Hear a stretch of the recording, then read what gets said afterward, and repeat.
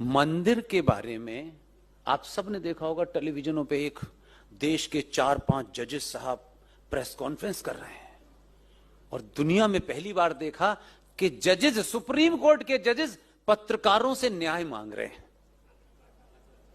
ये कहीं सुना आपने आज तक? आपको याद है ना वो सीन, सुप्रीम कोर्ट के प्रांगण में चीफ जस्टिस से लेकर के लोग उस पर अपनी बात रख रहे हैं, अपनी बात बताई जा रही है।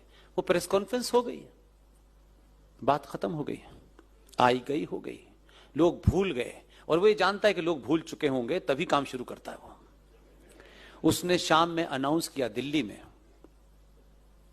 और क्योंकि हम मीडिया में लंबे समय तक रहे तो इतना तो हमको समझ में आता है कि कोई क्यों ये बात कहता है और क्यों नहीं कहता। यही एक्सपीरियंस का फायदा होता है। अनाउंसमेंट हुआ कि भारत के प्रधानमंत्री सुप्रीम कोर्ट का दौरा करना चाहते हैं। अब ये अनाउंसमेंट हुआ तो सैनिटाइज कर दी गई, एसपीजी लग गई, सब झाड़ी वाड़ी, यहां तो कबूतर सब ढूंढा जा रहा है कि कोई कबूतर ना आ जाए, कोई बिल्ली ना आ जाए। अब आप ये तो मानेंगे कि जिस इंस्टीट्यूशन को वो देखने जा रहा है उस इंस्टीट्यूशन का टॉप वही घुमाएगा, कोई किलर तो घुमाएगा नहीं, घुमाएगा। और ये भी समझ में नहीं आया कि जब 15 साल गुजरात में था तब तो अदालतों के इतने चक्कर काटे, फिर क्या अदालत में देखना क्या चाहता है? इसे क्या देखना है? कोई सौंदर्यीकरण देखना है, कोई फूल पत्ती ढूंढनी है? तो वो जो छोटे वाले थे ना, छोटे से साइज के चीफ जस्टिस, उनको भी लगा कि आज पूरा घुमा ही दूंगा मैं इसको, इधर जा इधर जा इधर जा इधर जा। पूरा देश देख रहा है कि वो चीफ, और वो क्या कहते हैं, बताइए जज साहिबान कहां बैठ के फैसला देते हैं? यहां बैठ के देते हैं। यहां कैसा है, ये कैसा है? जब सब कुछ हो गया, उसके कदम तेज तेज थे और उनको छोटे थे कदम, उनके कदम छोटे छोटे थे हो गए, तो उनसे बोले, एक पर्चा निकाला, ये देखा है आपने? बस नमस्कार, पूरा हो गया। और जज साहब बाहर आए, जज साहब बोले, राम मंदिर पे फैसला 40 दिन में दूंगा।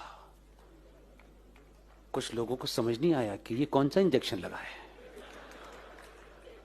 और फिर 40 दिन के बाद फैसला आया, राम मंदिर यही बनेगा, यही मंदिर है।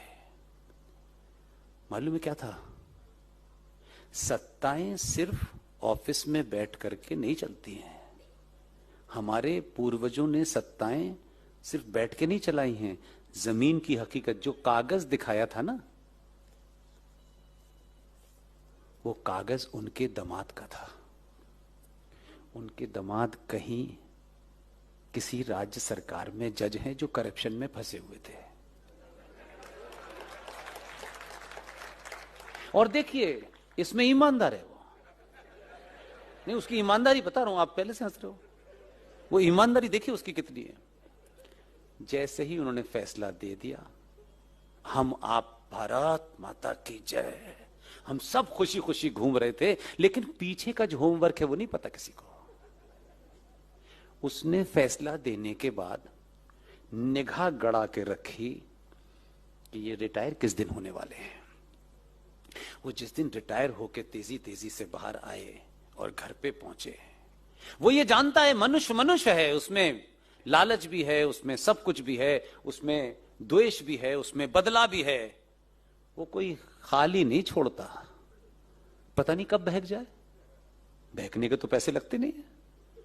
वो घर पहुंचे, घर पहुंच के उन्होंने कोट टांगा, रिटायरमेंट समाप्त हो गया उनका। रिटायरमेंट के बाद जब वो घर पहुंचे तो एक आदमी पहुंचा और एक लिफाफा दिया उनको, सर ये है आपके लिए। जब लिफाफा खोल के देखा तो लिफाफे पे लिखा हुआ था, भारत सरकार ने देश के राष्ट्रपति से ये आपका नाम प्रपोज किया है कि इस देश में जो 12 गणमान्य नागरिकों को राष्ट्रपति राज्यसभा में भेजते हैं, उसमें आपका नाम भी नामित किया गया है। अब 6 साल तक मुंह बंद रहेगा। राम मंदिर का फैसला आ गया। आप समझ रहे हैं? इसलिए मैंने कहा कि भाई, जो दिखता है उसके पीछे भी कुछ होता है। मैं इसलिए साथ खड़ा हूं मुझ पे आरोप लगाओ, मुझे कोई फर्क नहीं पड़ता, मैं इसको बोलूंगा। मैं ऐसे योद्धाओं को बार बार चुनूंगा, 1000 बार चुनूंगा और चुनता रहूंगा। मुझे उसने क्या किया है, न मुझे आलू में इंटरेस्ट है, न प्याज में इंटरेस्ट है। ये जीवन है, जीवन में कभी प्याज कम होगी, सस्ती होगी, लेकिन हमारी सभ्यता जिसके नाम लेने से आपको दुनिया में यह गर्व हो कि हमसा न कोई था न हो सकता है, अगर उसकी स्थापना में अगर राजा ने कुछ ऊपर नीचे भी किया है तो भी सही है। अब बताइए किसने उसको 240 पे रोका? आपको सब कुछ चाहिए, लेकिन 5 साल में बिना पैसे के, कोई इन्वेस्टमेंट के, 5 साल में आप 1 मिनट 30 सेकंड के लिए सनातनी नहीं हुए। यह शर्म की बात है। उस 30 सेकंड में आपको जाति, मेरा, तेरा, इसको नीचे दिखाना है, उसको नीचे दिखाना है, आपने उसे 240 पर रोक दिया है। किससे बदला ले रहे हो? किसको स्थापित करना चाहते हो? किसको मैसेज दे रहे हो? अपने छोटे माना कि महंगाई होगी, माना कि बहुत सारे काम नहीं होंगे, लेकिन जो काम इस वक्त हो सकते हैं वो बाद में नहीं होंगे। 1 मिनट की, 10 सेकंड की गलती में उस वक्त ही आपको दुनिया के सारे फैसले करने थे। सबक सिखाना है, फलाना है, ढिमाका है। मैं फिर कह रहा हूं, शांति बनाए रखिए। 272 जिस दिन हो जाएंगे उस दिन वक्फ बोर्ड 24 घंटे में हट जाएगा।